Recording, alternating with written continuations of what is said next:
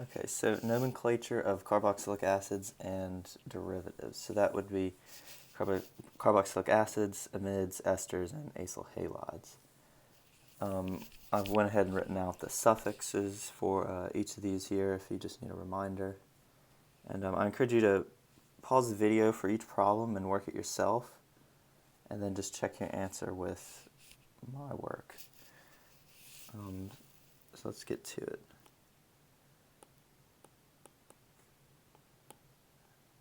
Okay, here's the first one. So we recognize that from the OH group here, this is a carboxylic acid, and because it also has the carbonyl group there. There's one carbon here, two carbons there.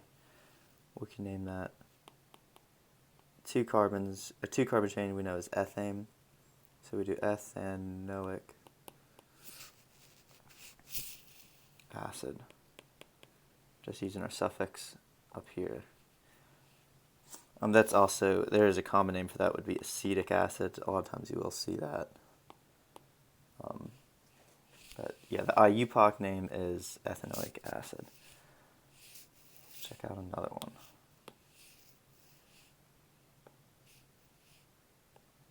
I'm going to keep these pretty straightforward here at first as we're just getting started. Okay, so we see a halide right here. So we know this is an acyl halide with the carbonyl group there as well. So we count one carbon here, 2, 3 carbons. We know a 3-carbon chain is propane. So propan, then oil, and then the name of our halide. Propanoyl chloride.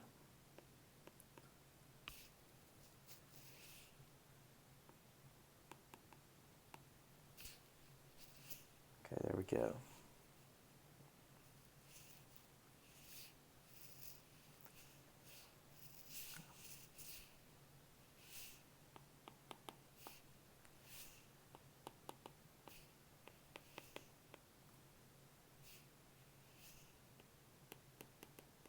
Okay, so here's another one.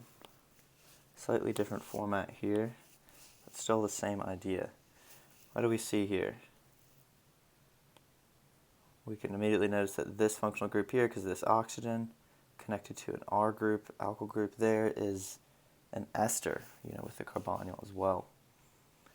Okay, so we know it's an ester. We see it's 1, 2, 3. Remember, we have to include this one as well. 4-carbon chain. And then, so we can go ahead and write that out.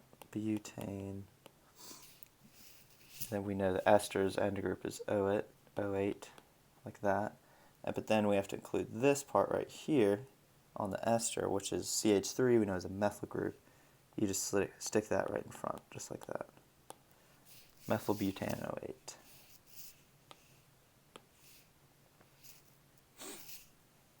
Okay, let's try another one.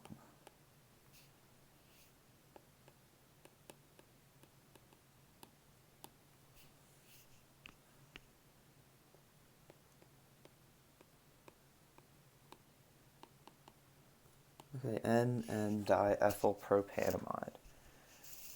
Okay, so let's go and start with the propanamide part first. We know that's propane is the root there. That's 3 carbons, so there's 2 3 carbons there. Actually, 1 second, let me. 2 3 carbons there. Just drawing it reverse, and we know to get the amide group, we need an oxygen up here and then an N. Now, what is the N attached to? You have to put an N for each of them like this, and we have ethyl and diethyl. So we know there's 2 ethyl groups. An ethyl group is 2 carbons, 1, 2 carbons, 1, 2 carbons. That would be NN diethyl propanamide.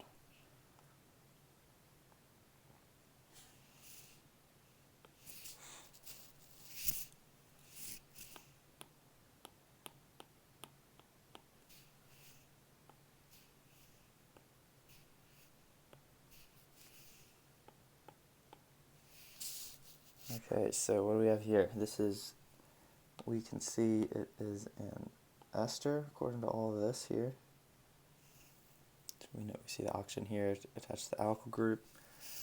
And then what is it attached to? What is the chain? We have this here, all these carbons here. We know this is a benzene functional group, but we should know at least.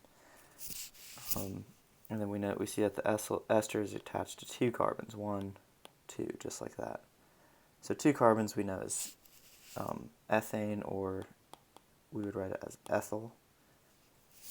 And then we know this as a benzene group would be benzene, but since it's an ester, it would be ethyl benzoate, just like that.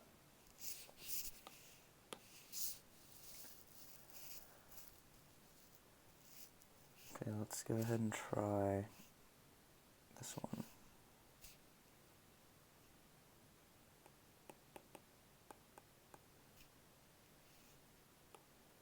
Nice double bond right there. Okay, so what is this first functional group? This should be the first thing our eyes go to, right here. That's carboxylic acid. So we know the ending, you could go ahead and write it, is going to be oic acid. Just like that. Now we see this double bond here. Okay, let's find out what is the double bond between which carbons. So we know we have to give the functional groups the lowest priority. So this would be our carbon 1. That's carbon 2, 3, 4, and 5. So our double bond is on carbon 2. We see now also there is a 5 carbon chain. So we could go ahead and write that as pentane. I've always liked putting it, you can put 2 here and oic acid, just like that. The ene right there, instead of being pentane like this, would be no double bond. The en signifies that double bond, and we have it at 2 marked right there.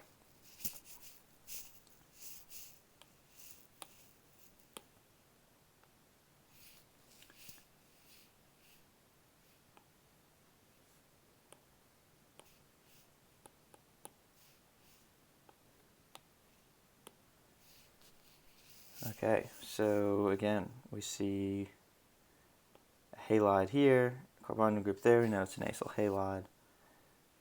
We have 1 carbon, 2 carbons, 3, 4 carbons, would be our longest chain there, and then this group right here is our methyl group that's hanging on off of that second carbon, as we can see. So we could go ahead and write 2-methyl. 4 carbons is butane, so butanoyl, because it's an acyl halide, bromide.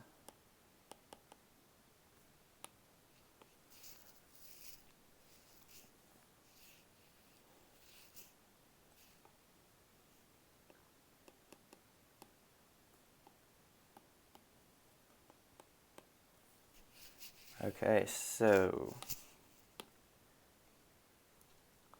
we see the N group here, an N attached to an alkyl group like that. We know it's an amide. So how do we do amides?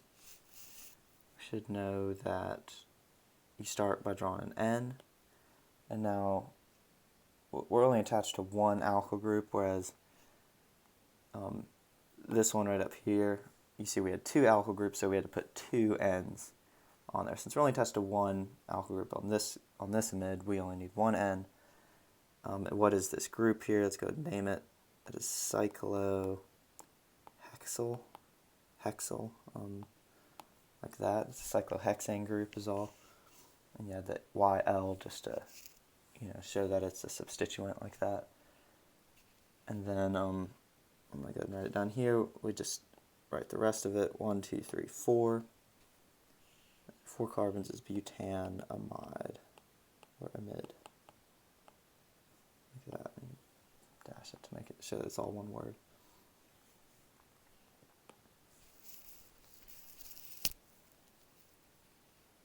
Okay, let's try 3-chlorobutanoic acid. Draw the skeletal structure for this. Okay, so right off the bat, we look at the suffix there, oic acid. We know it's a carboxylic acid. We can go ahead and draw that in like that. That's the initial group. Here's one carbon. We see butane. It's 4 carbons, so there's 1 carbon there. 2, 3, 4 carbons. There's our butane. 3 chloro. Let's go number these, giving the lowest substituent, giving the substituents the lowest numbers possible. There's 1, 2, 3, 4. Cl would be right there.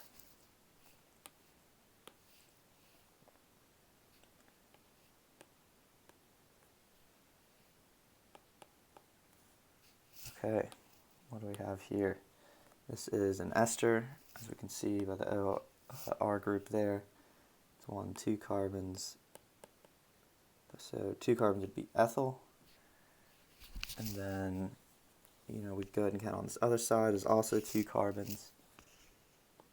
Ethane is what it would be, but then since we know it's the ester group, because of all of that, we go ahead and add our suffix, O8. Ethyl ethanoate.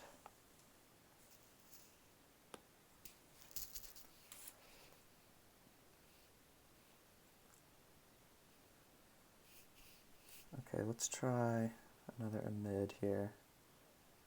Let's name it from the skeletal structure.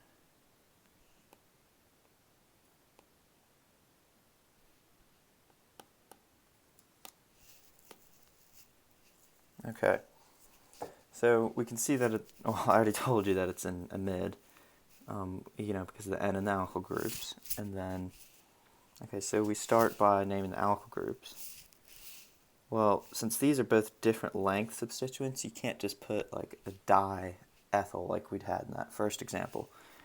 So instead, we would go and start with our N, go and name one of them, whichever one comes first, alphabetically, which in this case is ethyl, and this is ethyl here, and this is propyl, as we can see is 1, 2, 3 carbons, versus 1, 2 carbons. Ethyl and propyl. So let's just name that first one alphabetically, N, ethyl, then you do it again, and propyl. Okay, and then we just name the rest of the molecule. Let's see, so we have 1, 2, 3, 4 carbons, and propyl butanamide. So we know it is an amide or amide, however you want to say it. Okay.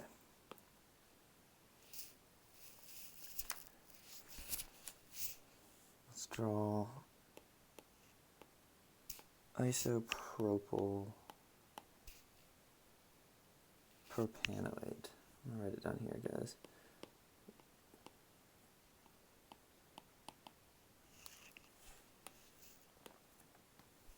Okay, so we see the O8. We know it is an ester right off the bat, and its root is 3 carbons from propane. We know it's 3 carbon chain, so let's go and do 2, 3 carbons just like that. We draw here, we draw our O. That gives us our initial ester group, and now all we need to do is isopropyl. What does that look like? Isopropyl group just looks like this. You see that's 1 here, 2, 3 carbons. Would get us the propyl part, and then the iso group just means it's in this structure, like that kind of structure.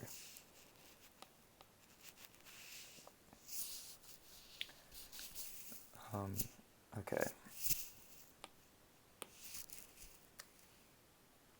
Let's just do a few more here. Let's do 2 more problems. Okay, this is a good one here.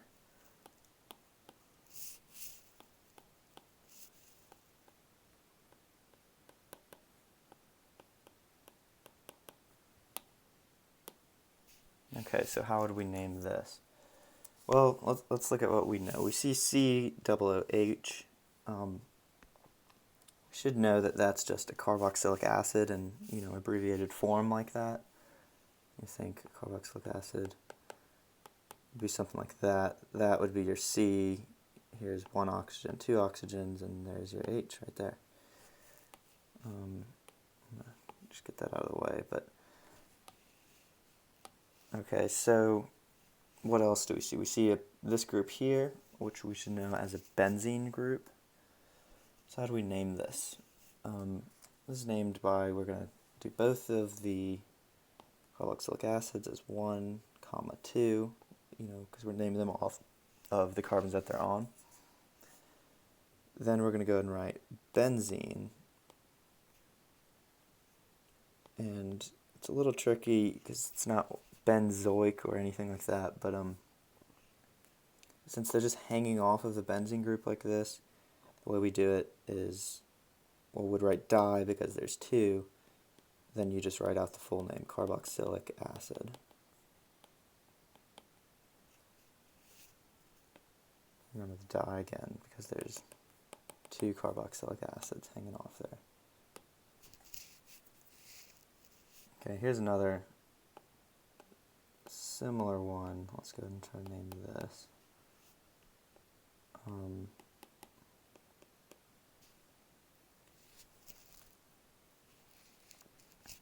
Okay, so this would just be the same as this other one if we didn't have that second carboxylic acid. So we should be able to come up with a name for this as we would write benzene, and then since that's all the way out there, benzene carboxylic acid, running out of room here.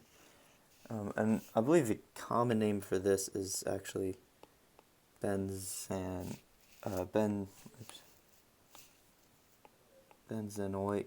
acid would be the common name for that one.